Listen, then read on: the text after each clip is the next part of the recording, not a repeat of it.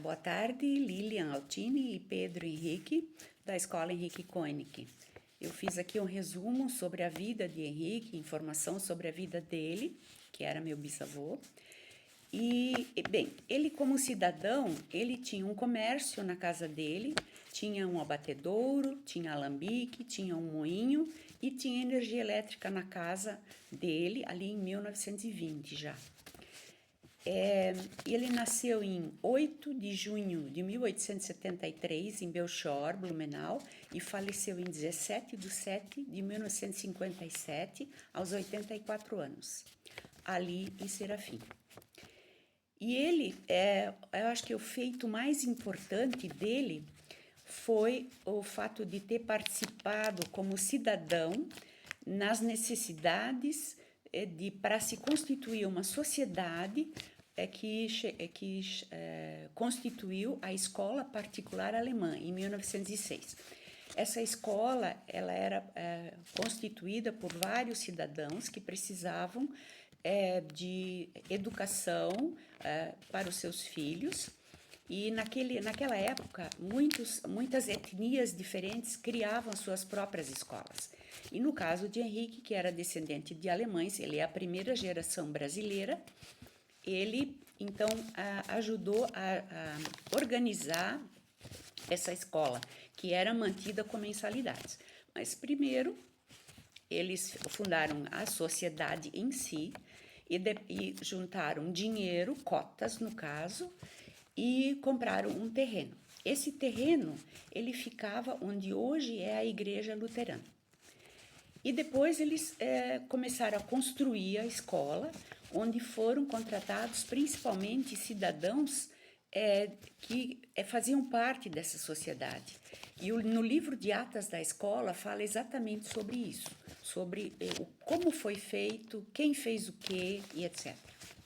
E essa escola, por causa da necessidade que o governo federal tinha de unificar o país em torno de uma língua, ele fechou as escolas, principalmente por volta de 1920 já. Isso não ocorreu só durante a Segunda Guerra Mundial, mas sim ali em 1920. Era um ato que tentava unificar o país em torno de uma língua.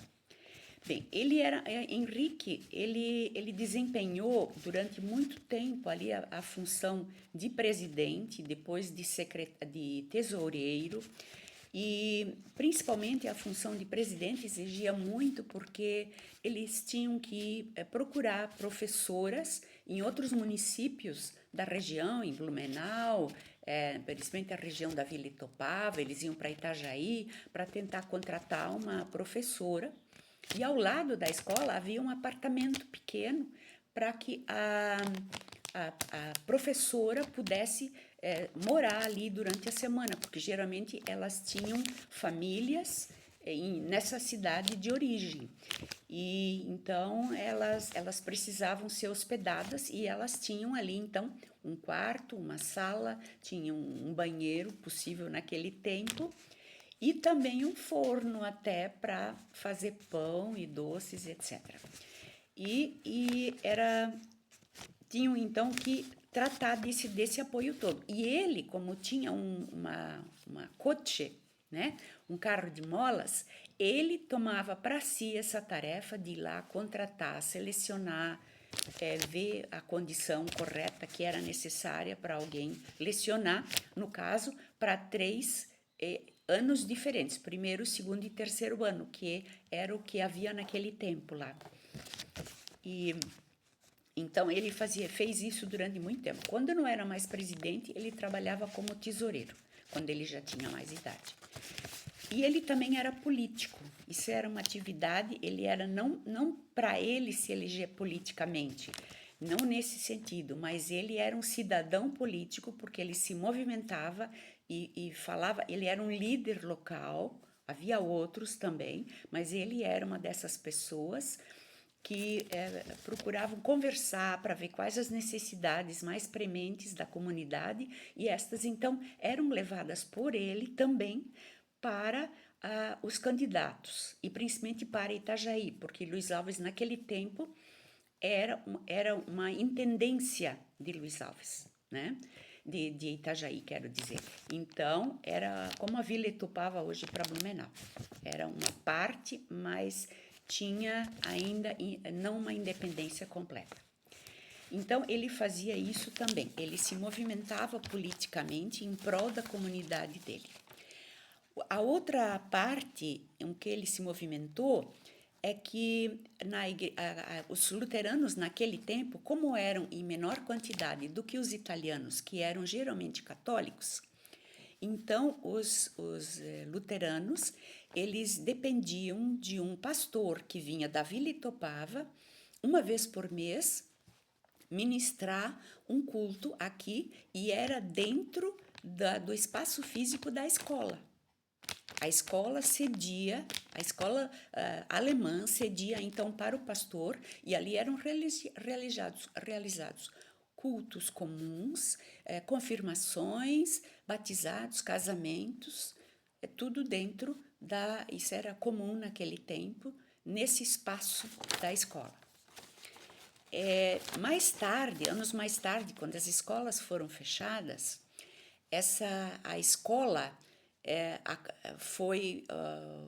os sócios da escola venderam a sua participação para outros cidadãos que constituíram, então, a comunidade luterana de Serafim, que demoliu essa escola, a física, porque ela estava tomada de cupins, era de madeira, e eles então construíram uma igreja de alvenaria pequena que servia à comunidade luterana, no caso. E ali, novamente, o meu bisavô Henrique Koenig movimentou-se entre os cidadãos para viabilizar, se informar, ver os orçamentos, e também mobilizar a comunidade para que isso acontecesse. E essa venda ocorreu em 1939, mais ou menos, e em 1949 foi construída a igreja luterana. Eles começaram a construção e ficou pronta em 1950. Então, uma coisa que era uma necessidade, mas que antes não existia, então ali se tornou fato em 1950 a construção da igreja luterana de alvenaria. Há um outro fato também. Durante a Segunda Guerra Mundial, com a proibição de se falar alemão, italiano e japonês, as escolas naquele tempo, eles tinham um livro de atas, onde constava toda a movimentação financeira, mas também tudo que se decidia nas reuniões, quem eram as pessoas que desempenhavam cargos, as suas tarefas, esse tipo de coisa. E quando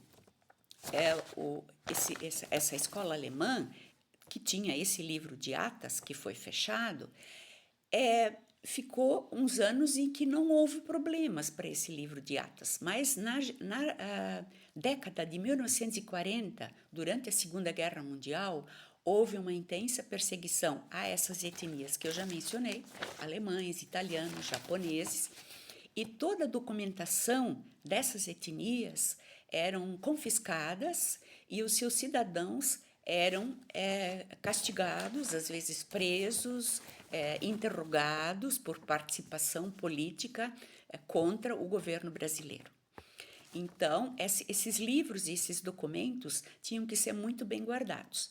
E o meu bisavô Henrique sempre foi o guardião, no tempo de sua vida, desse livro de atas. Muitos em Luiz Alves de outras etnias desapareceram, não se tem mais notícia. Mas esse da Escola Luterana de Braço Serafim sobreviveu, guardado em ranchos, debaixo de assoalhos, em qualquer lugar que você possa imaginar. As coisas eram sempre mudadas de lugar, porque se alguém tivesse visto quando era guardado nesse lugar que havia sido escolhido, então ele já tinha sido removido dali e levado para um outro lugar. E assim, esse documento, esse livro de atas da escola alemã sobreviveu e existe hoje em dia, só que ele passou então na nossa família do meu bisavô, E quando esse faleceu, o meu avô Augusto ficou com o livro de atas, ficou guardião. Quando ele faleceu, um dos filhos dele, Adolfo Koenig, era o novo guardião. E agora, depois do falecimento do tio Adolfo, a minha prima Márcia, que tem mais ou menos a minha idade, ela é a guardiã desse livro de atas. Ela fez, numa certa época, para mim, uma cópia desse livro de atas. Então, eu tenho uma cópia. E há pouco tempo, o historiador de Luiz Alves, Alan Zabel, ele queria ter acesso a esse livro de atas, porque ele estava escrevendo um livro, fazendo um trabalho sobre as escolas de Luiz Alves, desde antigamente. E aí ele fez um projeto da Lei de Incentivo Fiscal, visando conseguir recursos para traduzir esse livro de atas, que era em alemão, para o português, e isso foi feito. O projeto dele foi aprovado, conseguiu os recursos, e aí foi contratada uma senhora que sabia fazer isso, que era a senhora Selma Rutzen, que fez essa tradução. Então, hoje em dia, ele tem essa tradução, eu ainda não, mas eu espero que um dia eu tenha acesso também à tradução. Mas voltando a falar do meu bisavô, então ele já era político, ele tinha o comércio, ele se mobilizou pela escola, ele vinha a Blumenau com muita frequência, porque ele era muito fã, muito apaixonado por corais masculinos e femininos. E ele vinha assistir aqui em Blumenau, no Clube 25 de Julho, que já existia desde os anos 1800 aqui em Blumenau, e ele vinha assistir esses corais. E eu imagino que em alguma época talvez ele até tenha cantado em algum coral, porque isso era muito típico dos Koenigs, onde há vários cantores de corais e também mulheres que gostavam desse tipo de canto. Não só religioso, como também que trata das canções da etnia alemã, no caso, né? E esse posicionamento político do Henrique fez com que ele fizesse amizades com políticos atuantes, e ele, então, era amigo da família Bornhausen, para quem ele fazia contatos aqui. E assim, ele foi nomeado em 4 de 4 de 1936 como intendente aqui em Luiz Alves, como representante da prefeitura de Itajaí. Isso foi um cargo, então, que ele exerceu e, vamos dizer assim, se saiu bem, porque ele sempre esteve presente na vida política, porque ele gostava de se dedicar à comunidade dele. Há uma outra coisa que eu queria mencionar que mostra isso muito de perto e muito intensamente. Ele cedia a casa dele para uns cidadãos, às vezes eram homens, às vezes eram mulheres, que a gente chamava os práticos. Isso eram dentistas que vinham principalmente extrair dentes e às vezes fazer encaminhamento para fazer dentaduras, porque aqui não havia nenhuma pessoa que fizesse esse tipo de atendimento. E o meu bisavô, então, tinha uma sala lá num salão, ele tinha um salão de baile também, onde ele promovia bailes, e ao lado desse salão havia uma sala que era reservada exclusivamente para quando viessem práticos atender as pessoas daqui da região.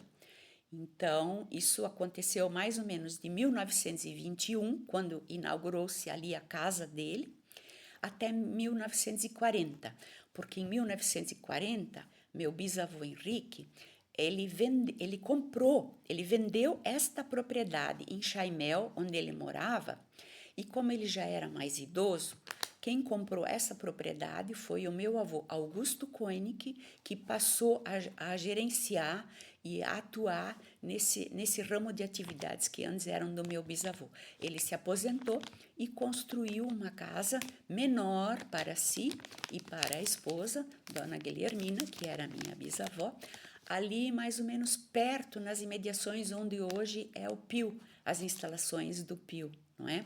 Ali ele morou então um tempo.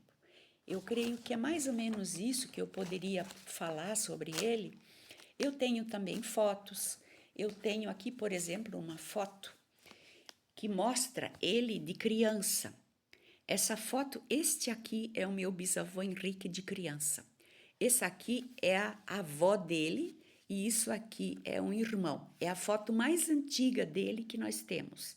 E ela está desbotada porque ela antigamente estava numa moldura, de certo em algum lugar onde batia o sol, e aí ela desbotou-se. Tenho também uma outra foto que é da família dele quando ele fez bodas de prata com essa segunda esposa, que é a minha bisavó.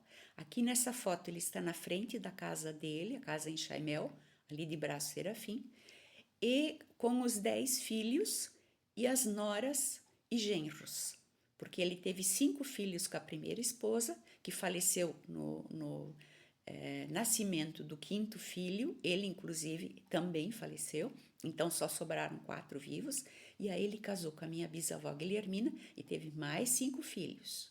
Mas mesmo assim, eles criaram 2 meninas que tinham pai e mãe, mas eram famílias muito carentes, e eles então souberam disso e chamaram então essas 2 meninas. Era a Maria Costa e a Paula Schneider. Essas meninas têm registro de nascimento ali em Luiz Alves e o meu bisavô e a minha bisavó criaram elas, até o dia que elas casaram e aí moraram em suas casas. Então essa é um pouco a história que eu tenho dele. Se vocês precisarem dessas fotos ou algum documento que eu tenha, eu posso enviar por e-mail, né? Teria que escanear, eu tenho escaneado, mas não tenho no meu celular. Eu só tenho no meu arquivo de fotos no computador. Então, teria eu que enviar para um e-mail para vocês, ok? Obrigada, tchau, tchau.